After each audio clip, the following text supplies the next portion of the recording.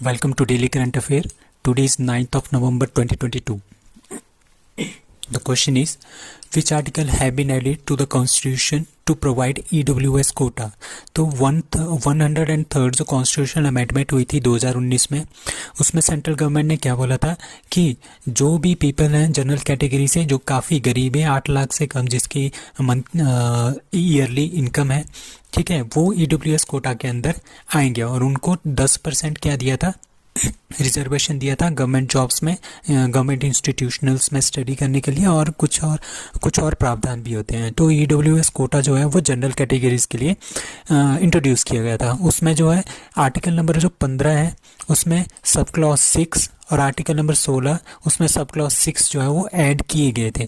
तो ये जो क्वेश्चन है ये एज इट इज़ यूपीएससी के एग्जामिनेशन में भी इस बार पूछा गया था, ठीक है, प्री एग्जामिनेशन में, और स्टेट गवर्नमेंट जो हिमाचल के स्टेट गवर्नमेंट के एग्जामिनेशन है उसमें भी काफ़ी बार ये क्वेश्चन पूछा गया है, और स्टेट के भी जो एग्जामिनेशन है उसमें भी काफ़ी ज़्यादा ये क्वेश्चन आया हुआ है। तो आपने ये ध्यान रखना है।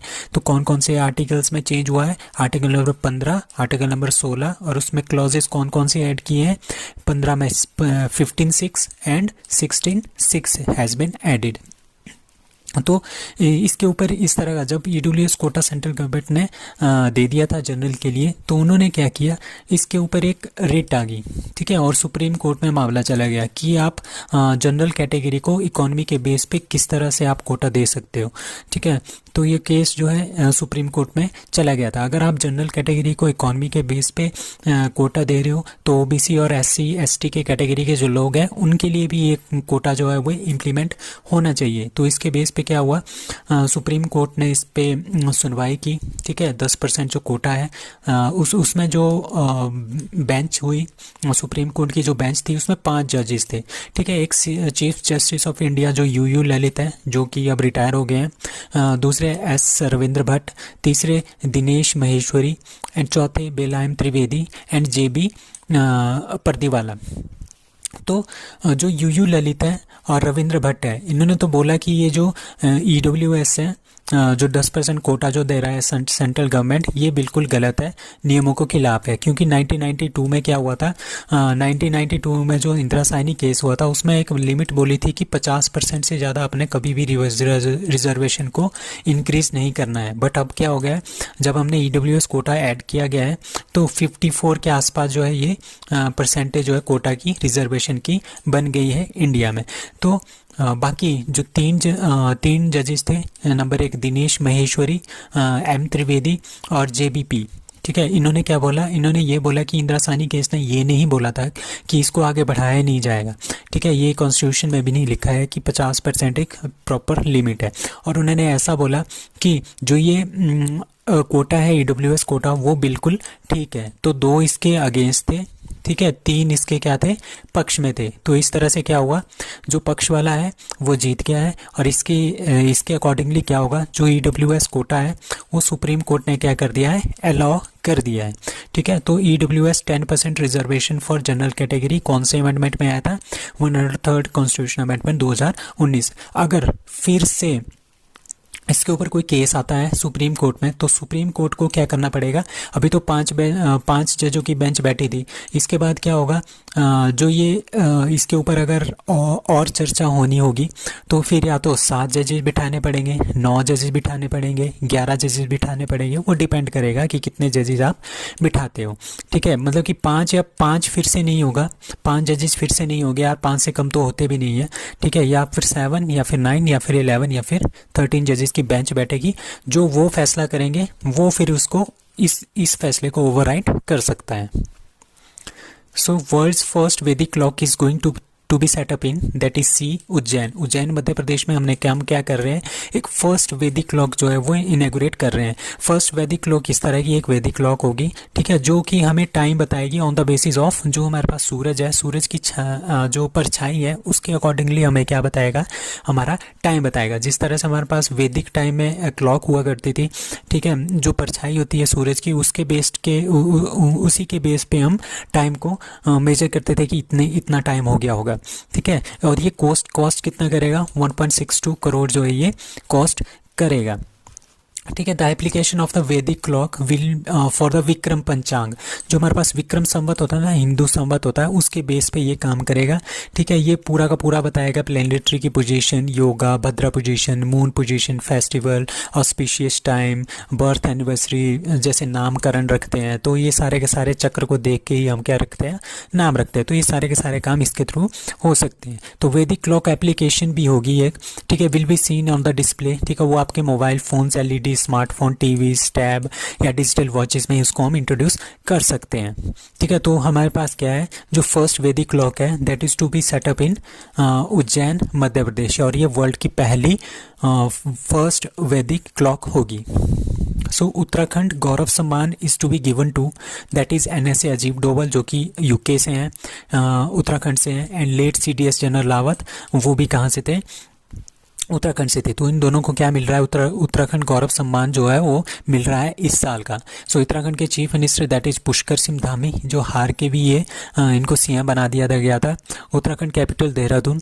Chief of army staff that is general Manoj Pande, हमारे पास चीफ ऑफ आर्मी स्टाफ है। अब कुछ और क्वेश्चन है। 15 जो फाइनेंस कमिश्नर हैं वो कौन है, Nand Kishore Singh ji. Civil central vigilance commissioner that is Suresh Patel. Central information commissioner CIC that is Yashwardhan K Sinha. Chief election commissioner very important that is Rajiv Kumar. Controller and auditor general very very important that is Girish Chandra Murmu. अब नीति आयोग है, नीति आयोग जो है उसके जो चेयरमैन होते हैं वो प्राइम मिनिस्टर ऑफ इंडिया होगा, कोई भी होगा। ठीक है, मतलब जो प्राइम मिनिस्टर ऑफ इंडिया होगा वो ऑटोमेटिकली नीति आयोग का क्या बन जाएगा, चेयरमैन बन जाएगा। Vice chairman that is Suman Bery आजकल है, और CEO कौन है आजकल, that is Parameswaran Iyer. So which place is hosting world travel market 2022। अभी क्या हुआ था, 2020 में क्या हुआ था, ठीक है, 2020 और 2021 में क्या हुआ, कोरोना आ गया था। ठीक है, कोरोना आ गया था, जिसकी वजह से क्या हुआ, हमने जो फॉरेन के जो टूरिस्ट हैं उनको इंडिया में आना बैन कर दिया था। मतलब कि सभी कंट्रीज़ ने फॉरेनर्स को आना बैन कर दिया था टूरिज्म के लिए। ठीक है, तो अब क्या हुआ, अब तो कोरोना वगैरह सब कुछ गायब हो गया है। तो क्या हुआ, तो लंदन में क्या हो रहा है, वर्ल्ड ट्रैवल मार्केट 2022 के एक समिट हो रहा है जिसमें इंडिया भी पार्टिसिपेट कर रहा है। और इसमें ये चर्चा होगी कि किस तरह से हम क्या करेंगे, जो इंटरनेशनल टूरिज्म है उसको किस तरह से हम बढ़ाएंगे, फिर से रिवाइव करेंगे, ताकि हमारे पास क्या हो, इकोनॉमी उन कंट्रीज़ की अच्छे से अच्छी हो जाए। ठीक है, तो ये कहाँ पे हो रहा है, दैट इज़ लंदन UK में। सो कुछ और क्वेश्चंस है, like women Asia cup winner 2022 में कौन बना था, that is India. 12th edition of women world cup winner 2022 ODI में, दैट इज़ ऑस्ट्रेलिया। और कहाँ पे हुआ था, न्यूजीलैंड में ये हुआ था। एशिया कप मैन 2022 सब जानते हैं, winner is Sri Lanka, hosted in Sri Lanka, hosted by Sri Lanka. कहाँ पे हुआ था, UAE में हुआ था। ठीक है, T20 वर्ल्ड कप मैन कहाँ पे हो रहा है आजकल, दैट इज़ ऑस्ट्रेलिया में हो रहा है। ODI वर्ल्ड कप 2023 कहाँ पे होगा, that is in India. Who has been named as chairman of national monument authority. ठीक है, जो नेशनल मोनूमेंट अथॉरिटी है उसके चेयरमैन किसको अपॉइंट किया गया है, दैट इज़ किशोर के बासा को जो है अपॉइंट किया गया है। ही इज़ अ प्रोफेसर है Kishore Kumar Basa, has been appointed as the chairman of national monument authority.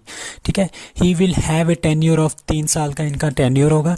ठीक है, इससे पहले ये क्या थे, ये वाइस चांसलर थे, कहाँ के, महाराजा श्रीशाम चंद्र भंज देव यूनिवर्सिटी बद्रीपादा, कहाँ पे है, उड़ीसा के ये यूनिवर्सिटी है, वहाँ के वाइस चांसलर थे। और ऑल्सो ये चेयरमैन भी थे किसके, Indian national confederation and academy of anthropologist. मतलब कि जो एंथ्रोपोलॉजिस्ट का मतलब होता है जो ह्यूमन, जो इंसान है वो कैसे कैसे इवॉल्व होके आजकल का इंसान बना है। ठीक है, मतलब कि ह्यूमंस के बारे में स्टडी करने वाले एक इंस्टीट्यूट है, उसके क्या थे, ये चेयरमैन थे।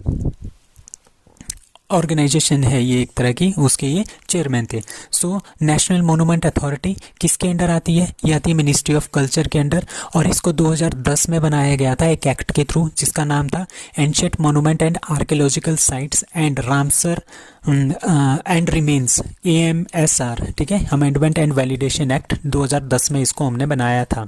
ठीक है, और मार्च 2010 से हमने इसको काम करते हुए भी देखा है। सो नेशनल मोनूमेंट अथॉरिटी के जो चेयरमैन है that is Kishore K Basa. So country's first double decker expressway is going to be established in, that is D, यहाँ पे D लिखते ना।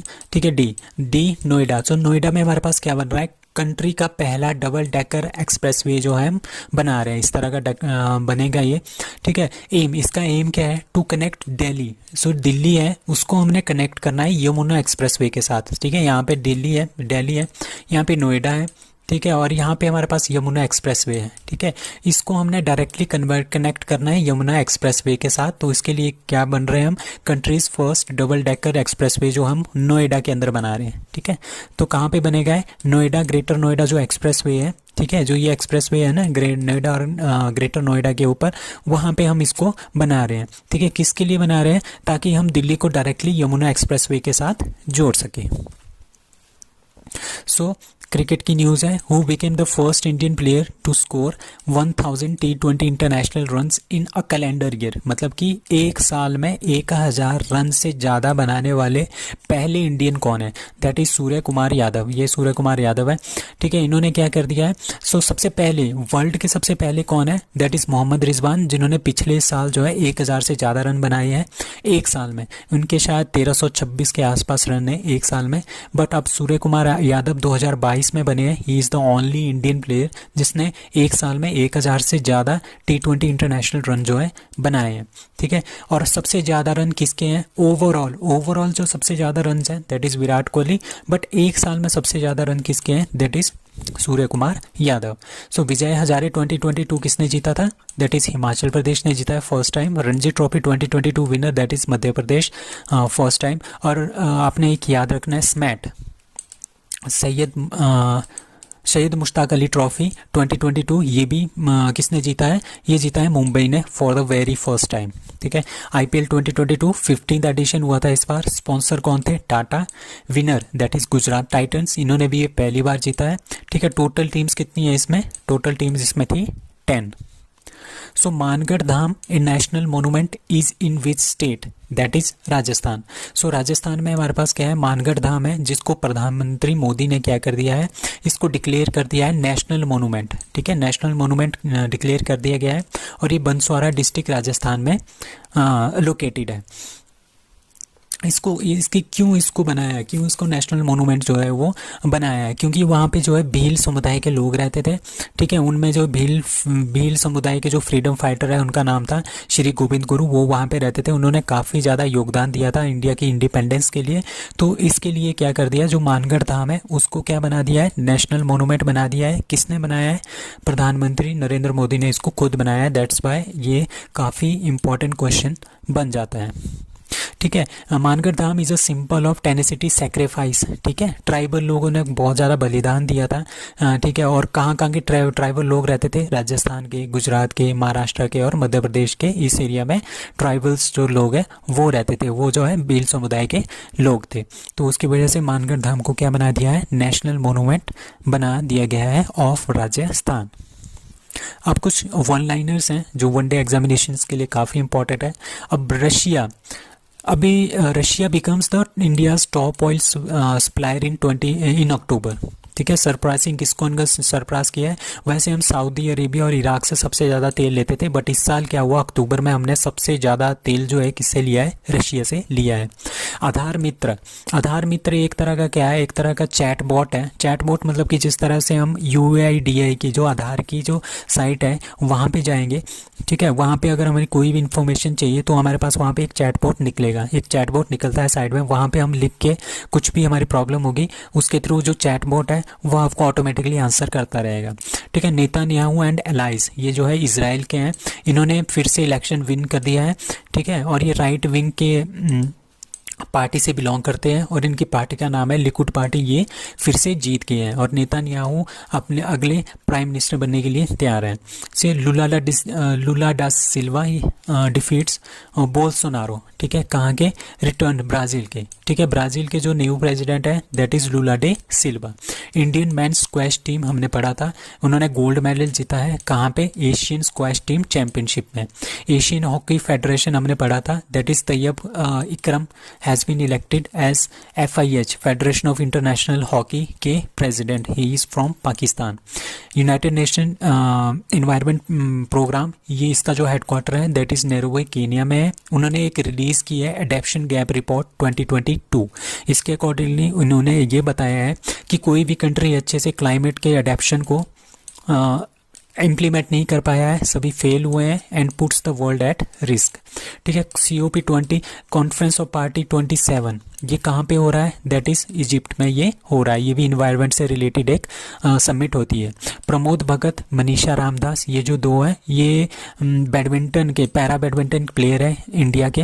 इन्होंने दोनों ने गोल्ड मेडल जीता है. कहाँ पे? BWF para badminton world championship in Tokyo. तो ये भी आपने ध्यान रखना है. These are the very very important questions for one day examination. So that's all for today. Thank you.